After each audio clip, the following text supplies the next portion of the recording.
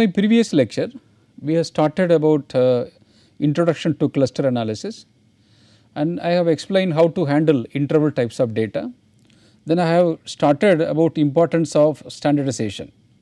In this lecture, we will see that what is the effect of standardization, because sometimes standardization may mislead your clustering structure, and I will explain different types of distances computation between the objects, because for different types of data set there are different way to compute the distances. So, that I will explain. Then many times when we collect the data, it is not necessary that we will collect all the data, sometimes there may be a missing data. If the data is missed, how to handle that, that also we will cover in this lecture. Now, let us see the effect of standardization. I have taken one sample problem with a numerical example. This problem is taken from this book, Finding Groups in Data, an Introduction to Cluster Analysis by Leonard Kaufman and Peter Russo. It is John Wiley Publishers. There are 4 persons: age, year in terms of year, and height in terms of centimeter is given. Suppose if you take age on horizontal axis and height on vertical axis, you can mark these all 4 persons A, B, C, D. So, what you are able to understand, there is a distinct cluster is there, because A, B is one group, one cluster, C, D in another cluster. Now, the same data let us standardize. After standardizing, again we will go for a clustering. Let us see how it appears. In figure 1, we can see the distinct clusters. Let us standardize the data of table 1. For standardizing, we should know the mean and standard deviation. Standard deviation, otherwise mean absolute deviation. So, the mean of age equals to M1 equal to 37.5, just by adding all the ages and divided by the number of data set, and the mean absolute deviation, it is not standard deviation, it is the mean absolute deviation of the first variable, works out to be Sn equal to 2.5. How we are finding mean absolute deviation? That variable minus mean, for example 35 minus 37.5, for second variable 40 minus 37.5, we have to take only the positive value. There are 4 data set, so the mean absolute deviation is 2.5. Therefore, the standardization convert 40 to plus 1. How we got 40 is convert standardized to 1. We know that this is x minus mu divided by s. So, x is 40, mu, that is m is 37.5 divided by mean absolute deviation 2.5 equal to 1.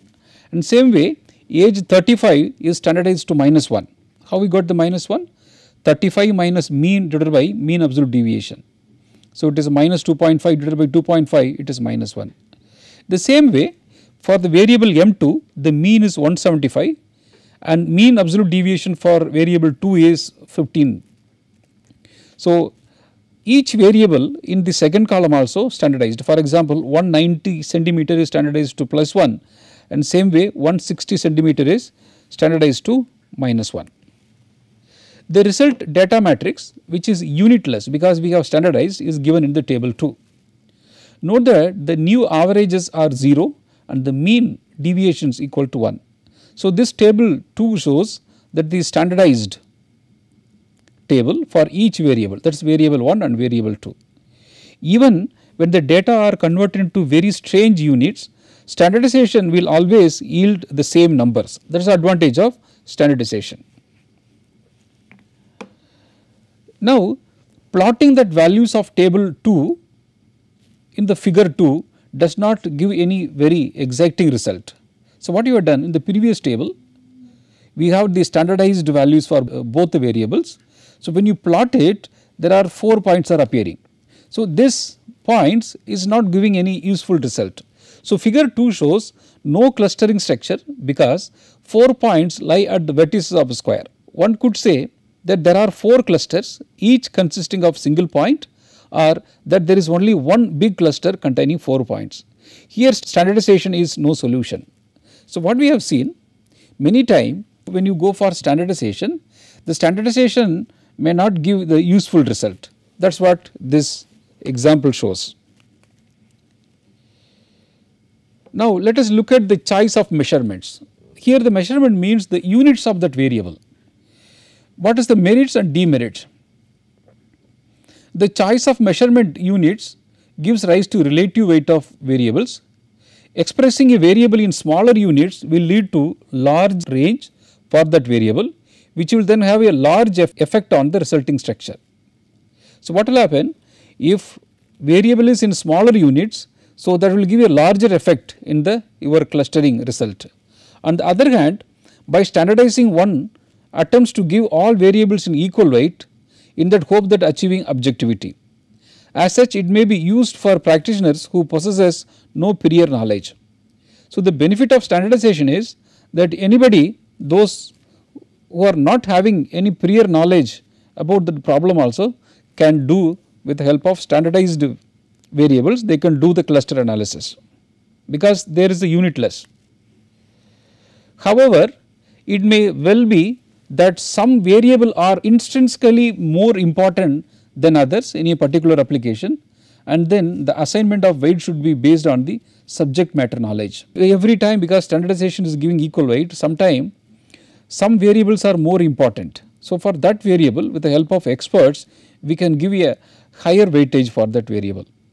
On the other hand, there have been attempts to devise clustering techniques that are independent of scale of the variables. There are many techniques people are trying to come with a different clustering models. Distances computation between objects. The next step is to compute distances between the objects in order to quantify their degree of dissimilarity. It is necessary to have a distance for each pair of objects I and j. The most popular choice is Euclidean distance. What is this Euclidean distance? The distance between variable I comma j equal to xi1 minus xj1 whole square plus xi2 minus xj2 whole square up to xip minus xjp whole square. When the data are being standardized, one has to replace all x by z in this expression. If you are standardizing, instead of x you have to use z. This formula corresponds to the true geometrical distance between points with the coordinates xi1 up to xip and xj1 up to xjp.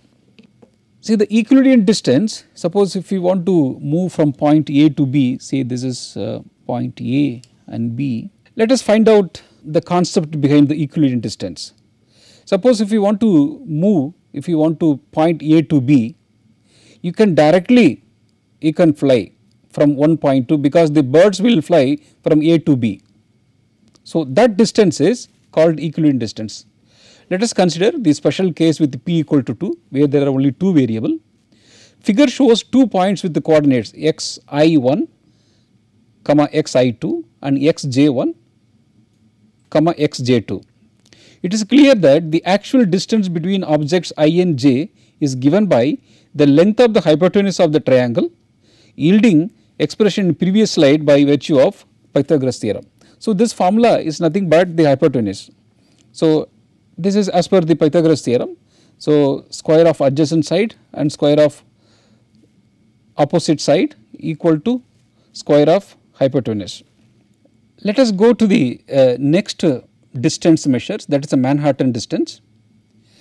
It is another well known metric is the city block or Manhattan distance. It is given by x modulus value of xi1 minus xj1 plus xi2 minus xj2 modulus value, only the positive values up to xip minus xjp. Suppose this is a city map. If you want to move from point A to B, right, there are two ways. One way is directly you can, suppose if you are a bird or you are moving, if you want to go A to B, you can fly, otherwise the flight goes from point A to point B. But if there is a fire, suppose a fire engine, it has to move, it has to follow a rectangular distance. So, because there are different streets. So, this distance is nothing but your Manhattan distance. You see that the distance of Manhattan distance will be larger than your Euclidean distance. For the green one is the Euclidean distance, the blue one is nothing but the Manhattan distance. Let us interpret the meaning of Manhattan distance. Suppose you live in a city where the streets are all north south or east west and hence perpendicular to each other. Let figure 3 be the part of street map of such a city where the streets are portrayed as a vertical and horizontal lines. So, if you want to move from point A to point B, you cannot directly, you cannot go by shortest path, you have to take a rectangular distance. Another name for this Manhattan distance is rectilinear distance. Then the actual distance you would have to travel by a car or for a fire engine to get from location I to location J would be xi1 minus xj1 modulus value plus xi2 minus xj2 modulus value. This would be the shortest length among all possible paths from I to j.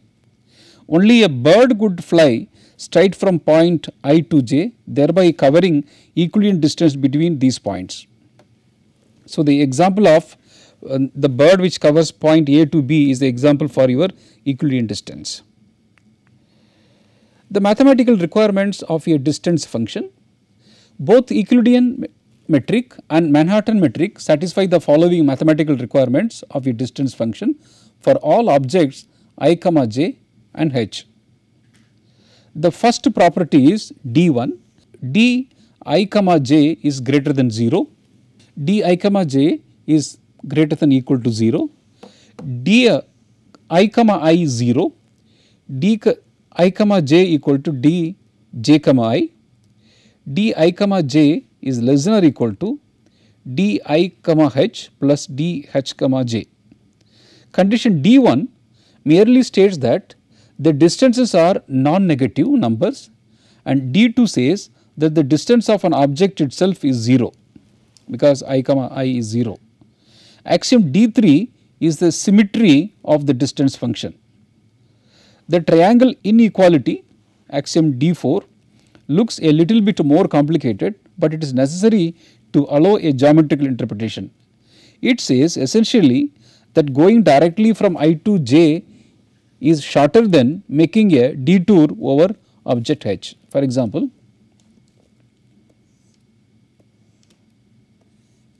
suppose this is I, this is j, this is h. So, what says moving point I to j, this will be shorter than moving I to h and h to j, that is your triangular inequality. Distance computation between the objects. If d of I, j equal to 0 does not necessarily imply that I equal to j, because it can very well happen that two different objects have the same measurement for the variable under study.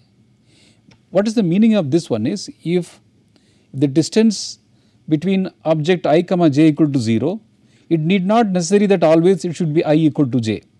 Sometimes there may be two objects which is not I equal to j, their distance also may be 0. However, the triangle inequality implies that I and j will then have the same distance to any other object h, because d of I, h is less than or equal to d of I, j plus d of j, h equal to d of j, h. At the same time, d of j, h is less than or equal to d of j, I plus d of I, h equal to d of I, h, which together imply that d of IH equal to d of JH. The next measure of the distance is Minkowski distance. A generalization of both Euclidean and Manhattan metric is the Minkowski distance. It is given by d of I, j equal to modulus of x1i minus xj1 to the power p plus xi2 minus xj2 to the power p and so on, plus xin minus xjn to the power p whole to the power 1 by p, where p is any real number larger than or equal to 1. This is also called the LP metric. For the Euclidean distance, p equal to 2, and for Manhattan distance, p equal to 1 as a special case. Now, let us take some example and calculate the Euclidean distance, Manhattan distance and Minkowski distance. Let x1 equal to 1, 2 and x2 equal to 3, 5 represents two objects. This is point 1. So, call it as x1, this is point x2. The equivalent distance between these two point x1, x2 is, you see that it is 2 square plus 3 square root, it is 3.61. The Manhattan distance between the 2 points is this 2 plus 3. So, this is your Euclidean distance, this is Manhattan distance. You see that the Euclidean distance is smaller than the Manhattan distance, because in Manhattan distance you cannot have the direct route, you have to take only a rectangular route, that will be the larger. So, this line represents Euclidean distance, move here, then move here, when you add that, that represents your Manhattan distance. Let us take another example, n by n matrix. This is one of the input for a cluster analysis. For example, when computing Euclidean distance between the objects of the following table can be obtained in the next slides. For example, there are 1, 2, 3, 4, 5, 6, 7, 8. There are 8 persons. Their weight and heights are given. Now, let us find out how to make a n by n matrix by calculating the distance between each persons, each objects. So, generally if you want to know the Euclidean distance between B and E, for example B and E, that is nothing but 49 minus 85 whole square, otherwise 85 minus 49 because we are squaring it, plus 156 minus 178 whole square, you take square root, that is 42.2. So, the distance between B and E is 42.2. Like that, for between A and B, A and C, we can find out. They see that the n by n matrix, the distance between A and A is 0, you see that all the diagonal will be 0. The distance between A and B is 69.8, distance between A and C is 2.0. So, in my previous slides I have explained the distance between B and E is 42.2. So, you see that this is symmetric. See, this upper triangle value is equal to your lower triangle value. So, that is a replica, that is a mirror image of this value. Let us interpret this distance matrix. The distance between object B and E can be located at the intersection of the fifth row and the second column, yielding 42.2. Now, let us interpret that distance matrix. The distance between object B and E can be located at the intersection of fifth row and second column. That was this one, I going to previous slide. The fifth row, 1, 2, 3, 4, fifth row, second column, this one, 42.2. The same number can be found at the intersection of second row and fifth column, because the distance between B and E is equal to the distance between E and B. Therefore, the distance matrix is always symmetric. Moreover, note that the entries on the main diagonal are always 0, because the distance of an object to itself has to be 0. Now, we have shown only the lower triangle. It would suffice to write down only the lower triangular of the, that is alpha for the distance matrix.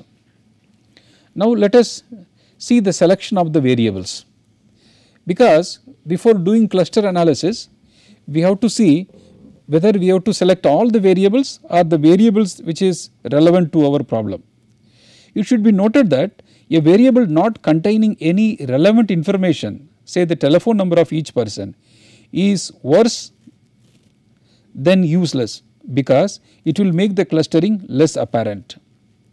The occurrence of several such trash variable will kill the whole clustering, because they yield a lot of random terms in the distances, thereby hiding the useful information provided by the other variables. Therefore, such non-informative variables must be given a 0 weight in the analysis, which amount to be deleting them. So, any not important variable you can give 0 weightage, so that will not be taken into for calculation. So, the selection of good variable is a non-trivial task and may involve quite some trial and error in addition to subject matter knowledge and common sense. In this respect, so cluster analysis may be considered as an exploratory technique. In this lecture, We have seen the effect of standardization, then calculation of different types of distances with the help of example. I have explained how to find out Euclidean distance, Manhattan distance and Minkowski distance. Then formulation and interpretation of n by n matrix. Then I have explained this is one of the input for cluster analysis. If there are n objects, n variables, how to find out the distance between these two variables or objects. Then I have explained how to select relevant variables for the cluster analysis.